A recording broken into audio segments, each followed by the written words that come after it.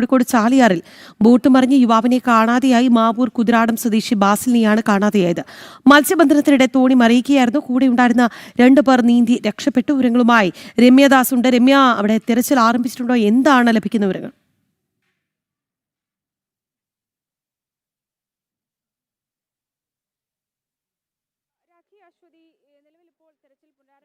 നാട്ടുകാരുടെയും അതുപോലെ തന്നെ പ്രദേശവാസികളുടെയും ഫയർഫോഴ്സിന്റെയും എല്ലാം നേതൃത്വത്തിലാണ് ഇപ്പോൾ തിരച്ചിൽ പുനരാരംഭിച്ചിട്ടുള്ളത്. കാരണം ഇന്നലെ രാത്രി 12 മണിയോടെ ആയിരുന്നു ഈ മീൻപിടുത്തത്തിനായി പോയ ബോട്ട്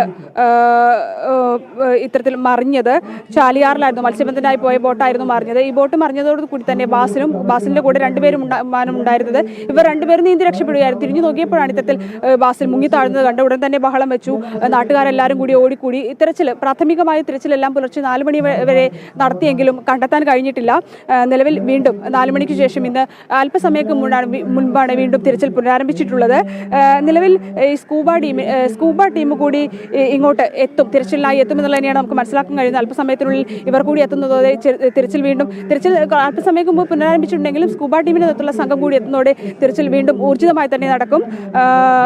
ഇത്തരത്തിൽ മറ്റു 2 പേർ, അതായത് ബാസിലിനൊപ്പം ഉണ്ടായിരുന്ന 2 പേരാണ് നീന്തി രക്ഷപ്പെട്ടിട്ടുള്ളത്. ബാസിലാണ് ഇത്തരത്തിൽ ഈ ഒരു മുങ്ങിത്താഴുന്നത് കണ്ടത്.